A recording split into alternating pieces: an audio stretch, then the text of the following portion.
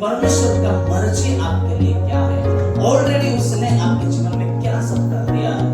उस राज्य में जब आप आ रहे हो, यीशु मसीह को जब आप विश्वास कर रहे हो, तो आपके लिए परमेश्वर ने क्या सब किया है आपको उसे समझना जरूरी है, और जो आपका है उसे आप लेना जरूरी है।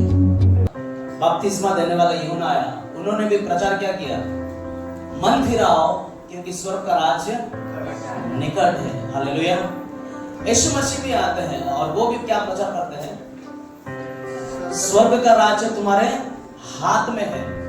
आमीन। परमेश्वर का राज्य तुम्हारे हाथ में है। ओके, ठीक है, ध्यान दीजिए, यीशु मसीह आने के पहले यहाँ पर राज्य था। यीशु मसीह स्वर्ग से यहाँ पर आने से पहले यहाँ पर राज्य था। तो पहले कहानी से शुरू करते हैं। एक राज्य में राजा होता है और उनके प्रजा होते हैं। सब लोग बोलेंगे, एक राज्य में राजा होता है और उनके प्रजा होते हैं, और उस राज्य में एक कानून होता है। ओके, उस कानून, वहां पे एक कानून होता है, सिस्टम होता है, वो राज्य को चलाने के लिए या कुछ चलने के लिए। एग्री? सब लोग एग्री करते हो? Yes, hallelujah. अभी हम हमारे पूरे देश में हम ये देख सकते हैं, कुछ तो गरीब कंट्री है और कुछ तो अमीर कंट्री है, ऐसा है ना। कुछ राज्य बहुत गरीब है, कुछ राज्य बहुत अमीर है। कुछ ऐसे कंट्री होते हैं जहां इतना गरीबी है, अगर सोचो आपका परिवार वहां पर है, आपका परिवार उस राज्य में है, वहां पे पढ़ाई का सुविधा ठीक नहीं है, वहां पे काम धंधों का सुविधा ठीक नहीं है, वहां पे कुछ करने के लिए आपको कोई सुविधा नहीं है, गवर्नमेंट कोई सपोर्ट नहीं करता है। ऐसे हालात में आप सर्वाइव कैसे करोगे, कैसे आपका परिवार वहां पर जिएगा? हालेलुया। लेकिन वही आप अगर आपका परिवार को उठाकर एक ऐसे राज्य में लेके आते हो जिस राज्य में भरपूरी है, वहां का सरकार बहुत कुछ करता है अपने नागरिक के लिए। हालेलुया। और वहां पे पढ़ाई के लिए बच्चों के लिए बहुत सुविधा है, वहां पर सारे सुविधा लेडीज के लिए हो या फिर बच्चों के लिए हो, सारा सुविधा है, हॉस्पिटल अच्छा है, लेकिन वहां पे कुछ रिक्वायरमेंट भी। उन सारे बातों का क्या बोलते हैं, फायदा उठाने के लिए, उन सारे बातों का अपने जीवन में लेने के लिए आपको एक बात है जो करना पड़ता है। वो क्या है? उस राज्य का नागरिकता आपको लेना पड़ती है। आमीन। कितने लोग मानते हैं हम भारतीय हैं? हमारा परिचय क्या है? वोटिंग कार्ड हम वोट देते हैं, हमारा पहचान, हम भारतीय है, हमारा वोटिंग कार्ड हमारा पहचान कराता है कि भाई हम भारतीय है, इंडियन। आमीन। हम भारत के नागरिक हैं। इसीलिए जो भी भारत का सुविधा है भारतीय नागरिकों के लिए, वो सारी सुविधा मिलेगी। इस तरह से अगर हम इसको देखते हैं, सिस्टम के बारे में, एक कानून के बारे में, यीशु मसीह जब आते हैं वो अपना राज्य के बारे में प्रचार करने के लिए। हालेलुया। वो कहते हैं स्वर्ग का राज्य तुम्हारा हाथ में है। हालेलुया। वो कहते हैं मन फिराओ, उस राज्य में आ जाओ। हालेलुया।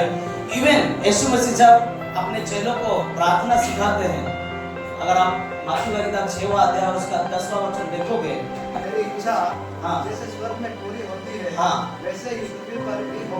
इसका मतलब तेरा राज्य जो स्वर्ग में है वो राज्य कहाँ पे आ जाए? पृथ्वी पर आ जाए, कि परमेश्वर का राज्य आए, परमेश्वर का राज्य आए। हालेलुया।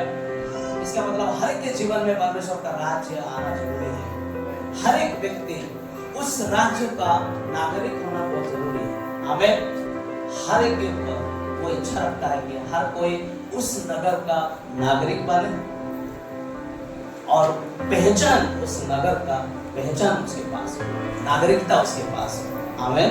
हालेलुया। परमेश्वर हम सबसे बहुत प्यार करते हैं, और उन्होंने देखा कि हम पाप की वजह से परमेश्वर से क्या हो गए थे? अलग हो गए। हम दूसरे राज्य के हो गए। परमेश्वर के राज्य में थे पहले, लेकिन उसमें से हम अलग हो गए। और परमेश्वर चाहता है हर एक को कि वापस हर कोई उस राज्य में आए। आमीन। हालेलुया। कहते हैं माथी वाली किताब 21 और उसका 43। इसलिए मैं तुमसे कहता हूँ, यीशु मसीह कह रहे हैं कि परमेश्वर का राज्य तुमसे ले लिया जाएगा परमेश्वर का राज्य तुमसे ले लिया जाएगा और ऐसी जाति को उसका फल दिया जाएगा। और ऐसे लोगों को दिया जाएगा जो फल लाएगा।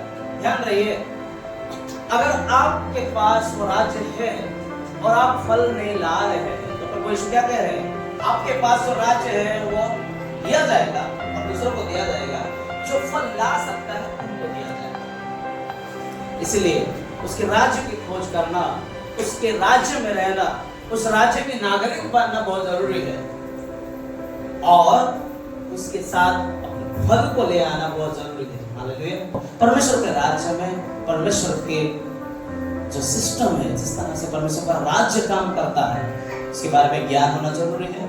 उसके साथ साथ समाज भी होना जरूरी है, जिसके वजह से हम उस राज्य का फायदा उठा सकते हैं। Hallelujah, hallelujah. एग्जाम्पल के तरफ से एक ऐसा बाप हो जो बहुत अमीर है, जिसके पास बहुत धन संपत्ति जायदाद हो।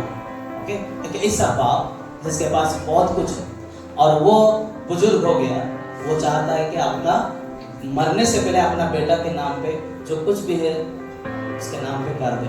हालेलुया। उसको क्या बोलते हैं? वसीयतनामा, है ना? हमने देखा होगा वसीयतनामा, या फिर इंग्लिश में अगर कहेंगे तो हम वो विल्स, वो बाप का एक इच्छा, है ना? वो चाहता है कि अपने बेटे के नाम पे वो कर दे। तो वो मरने से पहले वो चाहता है अपने बेटों के नाम पे जो भी जमीन जायदाद है वो उनके नाम में कर दे। हालेलुया। और वो मरने से पहले वो कर भी देता है, लेकिन बेटा को ये खबर नहीं है कि उसके बाप ने उसके नाम पे क्या किया है।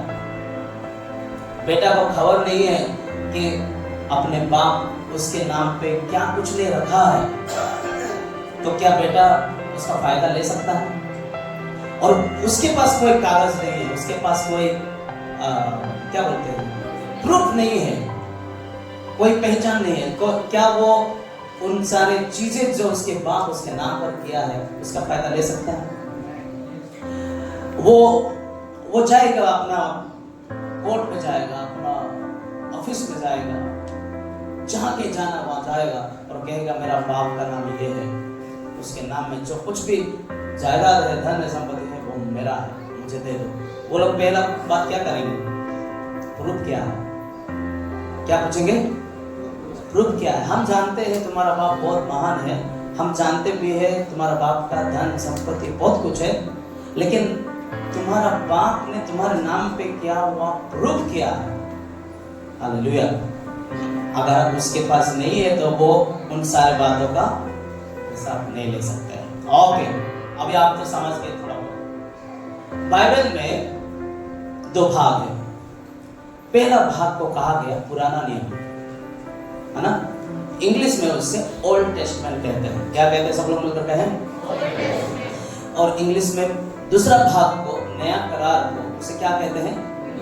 New testament. अब इसे समझने के लिए कोशिश कीजिए, क्यों ओल्ड टेस्टमेंट कहा गया, क्यों न्यू टेस्टमेंट कहा गया? ओल्ड मतलब पुराना है, न्यू मतलब नया है। अभी टेस्टमेंट मतलब क्या है?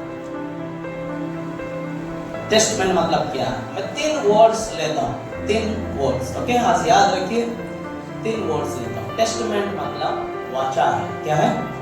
पहला वर्ड वाचा है। टेस्टमेंट मतलब क्या है? करार मतलब क्या है? वाचा है।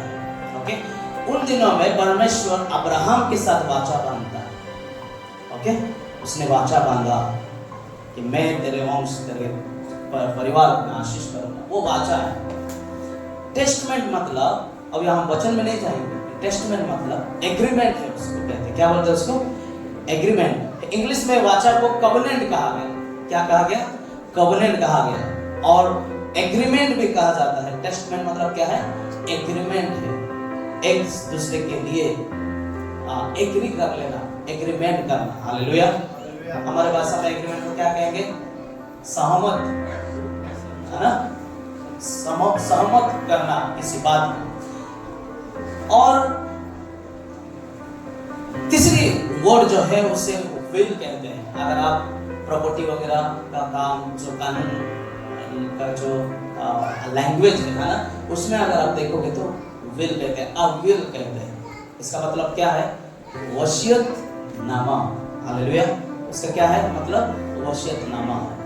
इट मीन्स ये जो बाइबल है परमेश्वर की तरह से आपके लिए और मेरे लिए एक वाचा का कागज है। परमेश्वर की तरफ से आपके लिए और मेरे लिए ये एग्रीमेंट पेपर है। किसी घर में जाते हो ना, वहां पे एग्रीमेंट करना, वहां रूल्स लिखा रहता है कि भाई वो घर मेरा है लेकिन तू रहने के लिए आ रहा है ना, उसका कुछ कानून है और उसके अनुसार तुझे क्या करना पड़ेगा? रहना पड़ेगा। हालेलुया। ये परमेश्वर का वचन, परमेश्वर का विल है, वसीयतनामा, जो परमेश्वर ने अपने बेटे के द्वारा आपके नाम पे उसने कर दिया है, आपके लिए उसने दिया है। उस राज्य में अगर आप नागरिक बन रहे हो और अगर ये वसीयतनामा आपके पास ना हो तो जो कुछ भी फायदा उसमें मिलना चाहिए था वो आप मिस कर जाओगे। ये वसीयतनामा, ये प्रूफ, ये एग्रीमेंट, ये वाचा का पुस्तक आपके पास होना बहुत जरूरी है। हालेलुया। और इसी के द्वारा जब आप क्लेम करोगे, चाहे वो बैंक में हो, हालेलुया, जो आपका आत्मिक बैंक है, क्योंकि परमेश्वर ने यीशु मसीह के द्वारा आपके आत्मिक खाता में सब कुछ वो जमा कर चुके हैं। जिस तरह से बाप अपना बेटा के खाता में या फिर उसके नाम में सब कुछ क्या कर देता है? जमा कर देता है। उसी तरह परमेश्वर की तरह आपके नाम पे और मेरे नाम पे उसने हमारे आत्मिक खाता में सारी बातें जो हमें चाहिए यीशु मसीह में उसने क्या कर दिया है? जमा कर दिया। कितने लोग बैंक में जाते हो, आते हो? यस। आज कोई ऐसा व्यक्ति नहीं रहेगा जिसको बैंक के बारे में समझना। अगर आपके बैंक में लाखों रुपए है लेकिन आपको पता नहीं है कि एटीएम का नंबर क्या है, या फिर आपको पता नहीं है कि बैंक से पैसे कैसे विथड्रॉ किया जाएगा, है ना, कैसे निकाला जाएगा, देन आपके पास इतना पैसा रहेगा, क्या फायदा है? क्या कुछ फायदा होगा? आप कहोगे मेरे बैंक बैलेंस इतना है, लेकिन जी रहे हो कैसा? हालेलुया। ज्ञान होना एक बात है, समझ होना और एक बात है। आपको ज्ञान है कि परमेश्वर आपसे बहुत प्यार करता है, आपको ज्ञान है कि परमेश्वर आपके लिए बहुत कुछ करके रखा है, आपके बैंक में बहुत कुछ है, आपको ज्ञान है, आपको पता है। हालेलुया। जमीन है, जायदाद है, ये है, वो है, यीशु के नाम में मुझे ये सब मिला है, वो ज्ञान है, लेकिन समझ पे होना जरूरी है कि किस तरह से उसको मैं हासिल कर पाऊं, किस तरह से उसे मैं ग्रहण कर पाऊं, उसे किस तरह से घोषणा कर पाऊं और मेरे जीवन में उसको ले पाऊं। बहुत सारे मसीह आज जानते जरूर है कि उनके बारे में और उनका प्रभु के बारे में वचन में क्या सब है, जानते जरूर है, और उसको क्या बोलते हैं? ज्ञान बोलते हैं, नॉलेज बोलते हैं। जानना अलग होता है और उसको पाना अलग होता है। हालेलुया। हम जानते हैं हमारा बैंक बैलेंस, है ना, हम जानते हैं, लेकिन उसे ग्रहण करना, उसे रिसीव करना आपको जरूरी है समझने के लिए। हालेलुया। कि परमेश्वर का मर्जी आपके लिए क्या है, ऑलरेडी उसने आपके जीवन में क्या सब कर दिया है। उस राज्य में जब आप आ रहे हो, यीशु मसीह को जब आप विश्वास कर रहे हो, तो आपके लिए परमेश्वर ने क्या सब किया है आपको उसे समझना जरूरी है, और जो आपका है उसे आपको लेना जरूरी है। हालेलुया। हालेलुया। एग्जाम्पल के अंदर आपसे यीशु मसीह के नाम से आपको क्षमा मिली है और ये आपका ज्ञान है, लेकिन आप उसको प्रोक्लेम नहीं करोगे, विश्वास नहीं करोगे, उसे ग्रहण नहीं करोगे, देन आप क्षमा पाया हुआ जीवन नहीं जी पाओगे, और उसके वजह से आप और पाप करते जाओगे और गलती होते जाएगा। एक बार क्षमा पाते हो आप, तो आपके अंदर पश्चाताप का धीरे तैयार होता है। सेकंड टाइम आप अगर गलती भी हो जाए तो तुरंत आप अपने आप को सुधारने के लिए अपने आप को लेके आते हैं। वही अगर आप अपने जीवन में प्रभु के तरह से अगर उसके अनुग्रह, उसके प्रेम से अगर उस क्षमा को नहीं पाया, अनुभव नहीं किया, एक्सपीरियंस नहीं किया, देन नेक्स्ट टाइम जब गलती हो जाए देन आपको और दोष लगेगा, आपको लगेगा कि यार मैं बहुत पापी हूँ, मैं बहुत पापी हूँ, मैं बहुत पापी हूँ, इसलिए लोग कीड़े मकोड़े बोलते हैं अपने आप को। नहीं, आप परमेश्वर की तरह से क्षमा पाए हुए हैं। परमेश्वर यीशु मसीह के नाम से आपको क्षमा किया है। हालेलुया, आमीन, हालेलुया। यीशु के नाम से आपको क्षमा मिला है, लेकिन उसको कैसे आप हासिल करोगे? आप उसे विश्वास करने के बाद यीशु मसीह के नाम पर विश्वास करने कि उसने आपको क्षमा किया है। हालेलुया। सो क्या है परमेश्वर की मर्जी, क्या है परमेश्वर की इच्छा?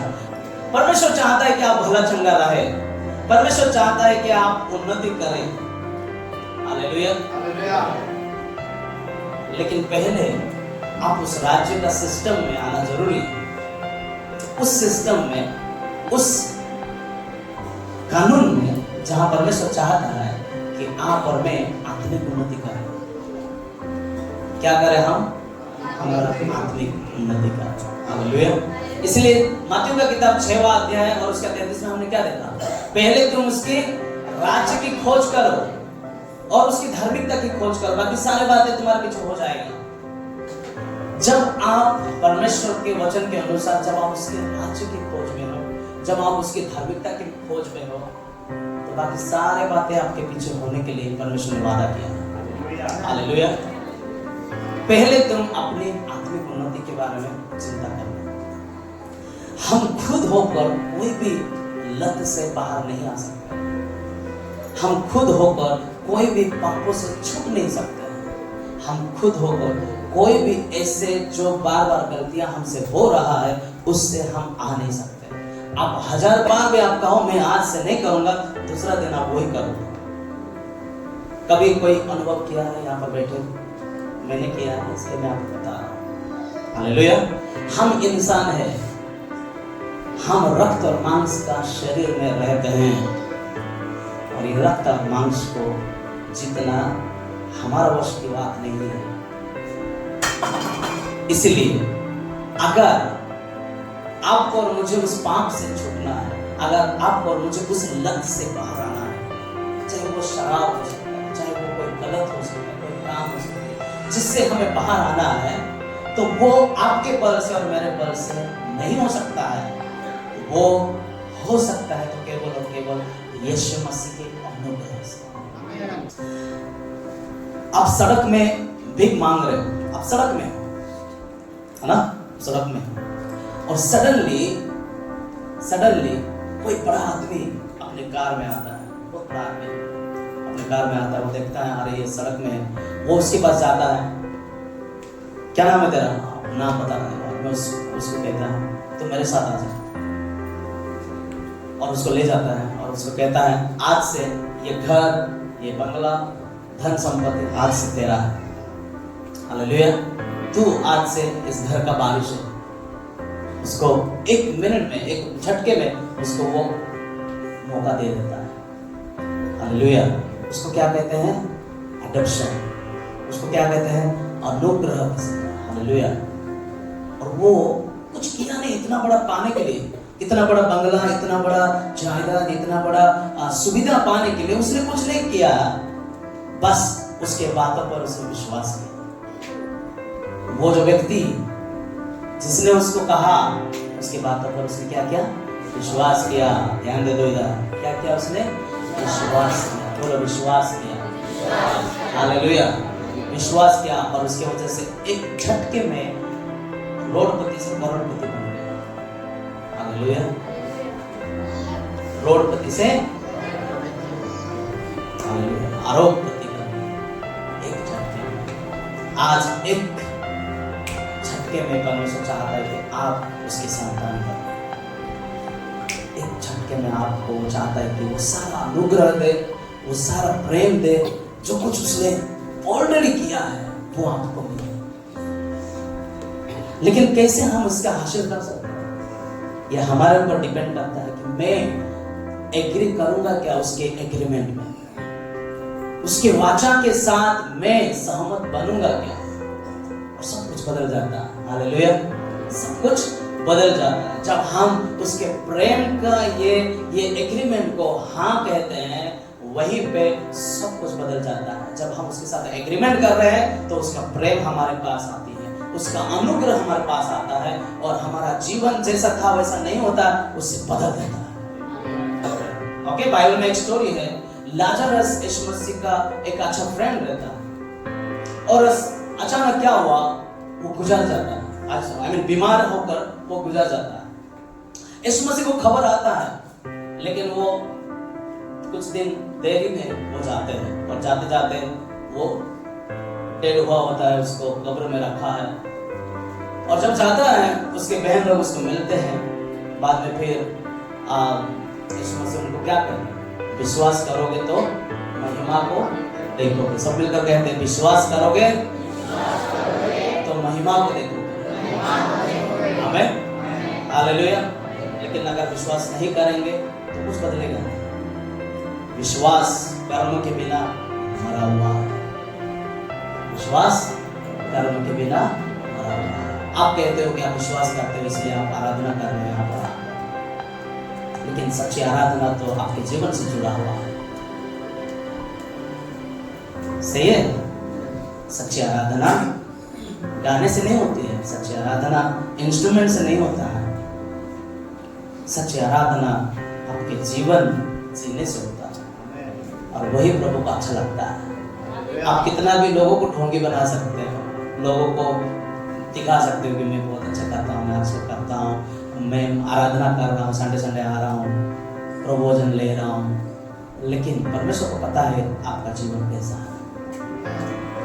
और वही प्रभु को एक तो अच्छा लगेगा, नहीं तो बुरा लगेगा। Hallelujah, hallelujah.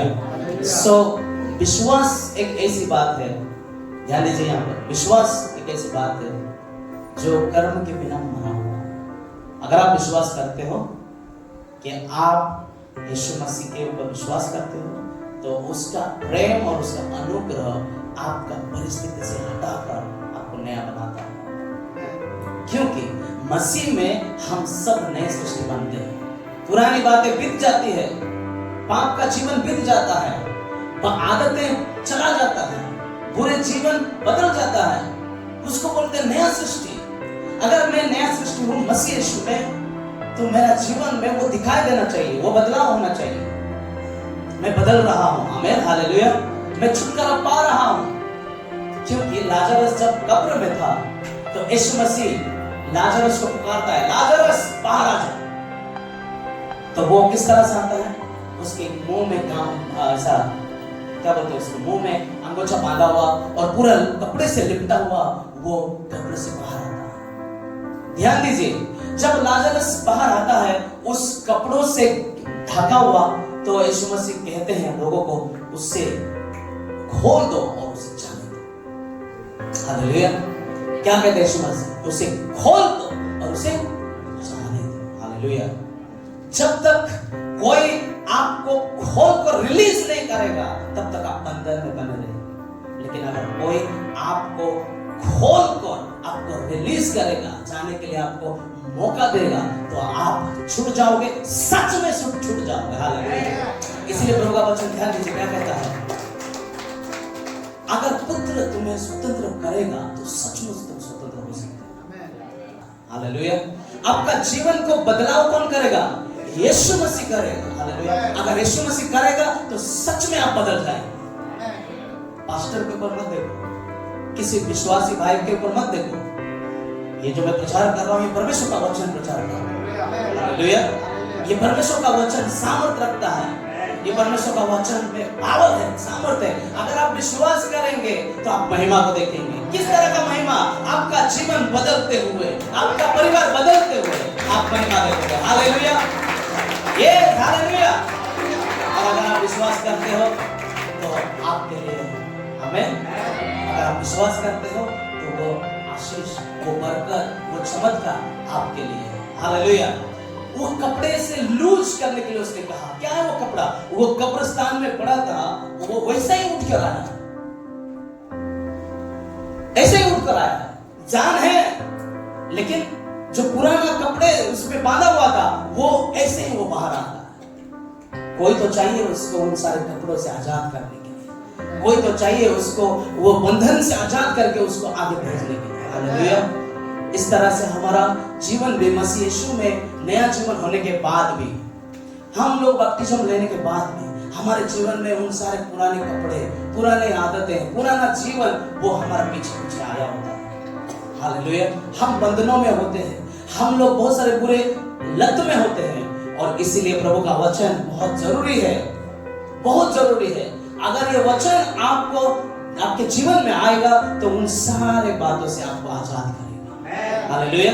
आपको एक अच्छा संगति की जरूरी है, जहां पे आपके लिए दूसरे लोग प्रार्थना करें, दूसरों के साथ आप प्रार्थना में बैठे। हालेलुया। और तब आपका जीवन परिवर्तन होते जाएगा। आप अकेला रहोगे, आप अगर अपने आप को उस बॉक्स में बना कर रखोगे, फिर आप उस बॉक्स से बाहर नहीं आ पाओगे। और साल चला जाएगा लेकिन वो आदतें छूटेगा नहीं, वो पाप छूटेगा नहीं, वो बीमारी जाएगा नहीं, वो सारी परिस्थिति जो पहले भी देखते थे अभी भी देखोगे। चर्च के लोगों को अपने बुरे आदत का, बुरे एग्जाम्पल का लोगों को दिखाने का गवाही कि मैं चर्च में आके सोता हूं, ये गवाही, या फिर नहीं मैं बदला हूं, मैं प्रभु के वचन के लिए भूखा और प्यासा हूं। किस तरह का गवाही हमारा? वर्शिप के टाइम हम लेट आने का गवाही, या फिर मैं वर्शिप से पहले सबसे पहले मैं तैयार होकर यहां पर आऊंगा, मैं प्रभु के लिए भूखा और प्यासा हूं, क्योंकि उसका राज्य का हूं मैं। हालेलुया। उसका घर का हूं मैं। हालेलुया। किस तरह का प्रेम है हमारे प्रति, हमारे अंदर प्रभु के प्रति। हालेलुया। किस तरह का प्रेम है हमारा? एक्सक्यूज देने वाला प्रेम, या फिर प्रभु के लिए कुछ भी करने के लिए तैयार होने वाला प्रेम? आज एक्सक्यूज देने वाले मसीह बहुत है। क्या आप भी उनमें से हो? एक्सक्यूज समझ में आता है? बहाना बनाने वाले, नहीं मेरा पेट दुख रहा है, नहीं मेरा गाड़ी प्रॉब्लम है, नहीं मेरा ऐसा है, मेरा वैसा है। अरे बहाना हजार है भाई। क्या सच में आप प्रभु से उद्धार पाए हो? सच में उसका प्रेम आपके जीवन में आया है? सच में आप उसका अनुग्रह पाए हो? तो आप उसके लिए कुछ भी करने के लिए तैयार हो। आमीन।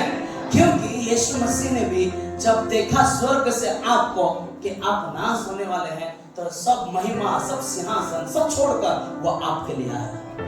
अगर आप समझते हैं उसका दर्द को, आप समझते हैं उसका बोझ को, तो फिर आप भी उसके राज्य में उन सारे सिस्टम के अनुसार अपने आप को इन्वॉल्व करो। हालेलुया। कोई कब कैसे चला बन सकता है? जब वो प्रभु का प्रेम और अनुग्रह को पाता है। हालेलुया। और उसका जीवन वचन के द्वारा हर एरिया में वो स्वतंत्र होते जाता है, क्योंकि प्रभु का वचन ही सच्चा है, और वो सच्चाई आपको आजाद करते जाएगा हर बातों से। हालेलुया। आपको आजादी मिलेगी, और जब आप आजाद होते जाओगे तो आप प्रभु यीशु मसीह के पीछे चलने के लिए नहीं। हालेलुया।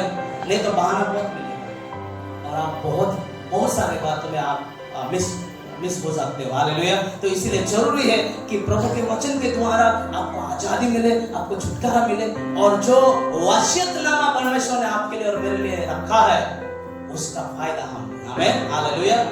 यस, परमेश्वर ने आपके बैंक अकाउंट में, यानी कि आपके आत्मिक बैंक अकाउंट में, आपके जीवन में बहुत सारा बातें डिपॉजिट किया है, रखा है। किसके नाम से? यीशु के नाम से रखा है। विश्वास के साथ आप उस सारे बातों को ग्रहण करें। जिस तरह से हम वचन में देखते हैं, यीशु मसीह के कोड़े खाने से मैं चंगाई पाया हूं। ये वचन कैसा कहता है? यीशु मसीह के कोड़े खाने से हम चंगाई पाएंगे, या फिर पाए हुए हैं? हम पाए हुए हैं। तो फिर ये डिपॉजिट ऑलरेडी किया हुआ है। उस वचन को लेकर, यीशु मसीह के वचन को लेकर प्रभु से कहना कि मैं यीशु मसीह के नाम से चंगाई पाया हूं। हालेलुया। यीशु मसीह के कोड़े खाने से मैं चंगा हो चुका हूं, और आप देखते जाओगे। आमीन। उसी तरह से आपके जीवन में भी आप कोई बदलाव देखना चाहते हो, तो प्रभु का वचन लेकर आप घोषणा करें, उसे प्रोक्लेम करें, और आप अपने जीवन में देखते जाओगे। हालेलुया।